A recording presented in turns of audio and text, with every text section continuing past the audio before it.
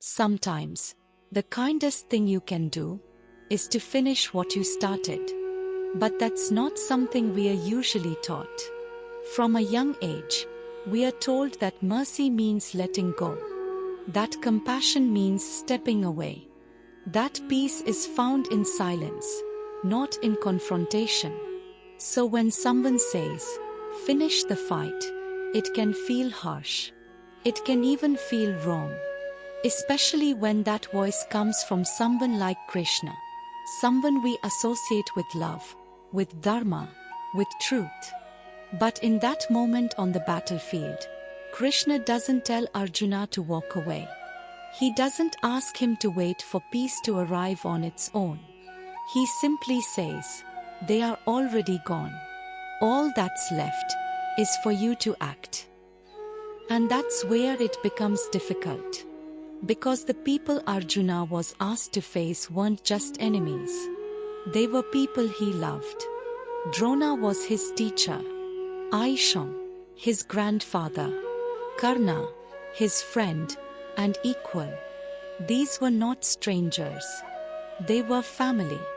And still, Krishna says it clearly. The battle is already decided. Your role now is to follow it through. At first, it sounds cruel. It sounds like violence. But maybe this part of the Gita isn't about revenge. Maybe it's about what happens when we avoid conflict for too long, hoping that if we remain quiet, it will all sort itself out. But deep down, we know it rarely does. Because some battles aren't taking place outside us. They are happening within. Between what's true and what's comfortable. Between responsibility and fear. Between the part of us that wants to keep things calm, and the part that knows peace won't come until we face what we've been avoiding. Krishna isn't urging Arjuna toward destruction. He's guiding him toward resolution. Because mercy doesn't always look gentle. Sometimes, the most merciful thing you can do, for yourself and for others, is to bring something to its proper end. Fully, honestly, without leaving space for it to return. Because when you leave a conflict unresolved, whether it's a relationship, a habit, a pattern, it doesn't really disappear. It waits in the background. It grows quietly. And eventually, it comes back, usually stronger. That's why Krishna doesn't ask Arjuna to act out of anger. He asks him to act with awareness.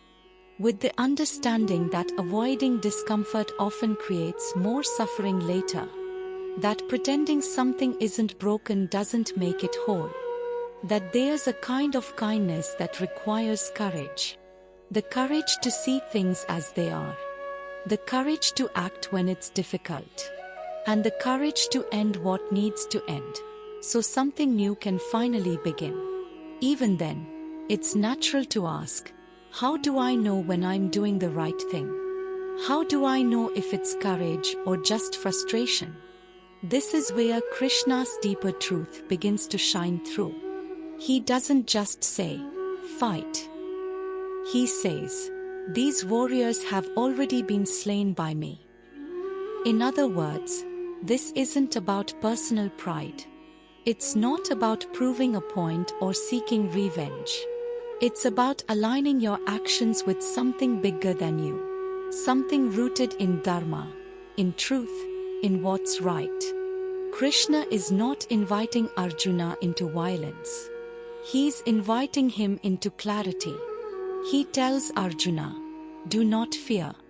Because fear is what keeps us stuck. Fear of making the wrong decision. Fear of being judged. Fear of what we might lose. But once that fear softens, action becomes clear. And in your own life, you've probably felt it too. There are situations you've outgrown, but you are still holding on.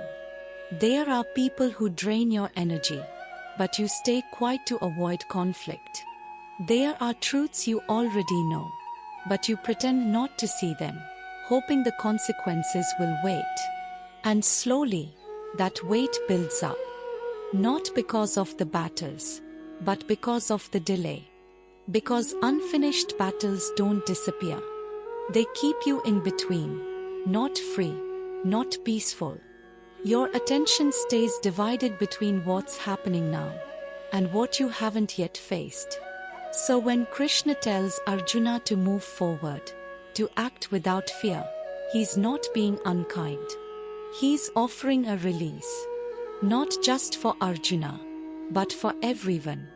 Because when you close a chapter with honesty, when you say, "This is over," and truly mean it, you give everyone a chance to breathe. You stop pretending. You stop hiding behind what's comfortable. And you let the truth speak, clearly and fully. Yes, it may hurt.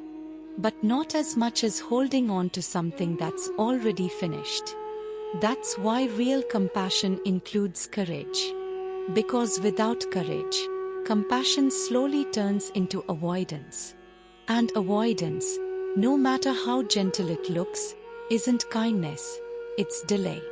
So if you find yourself at a turning point today, standing in front of a decision, a habit, a situation that no longer belongs in your life, but you are afraid to take that step, think of Arjuna.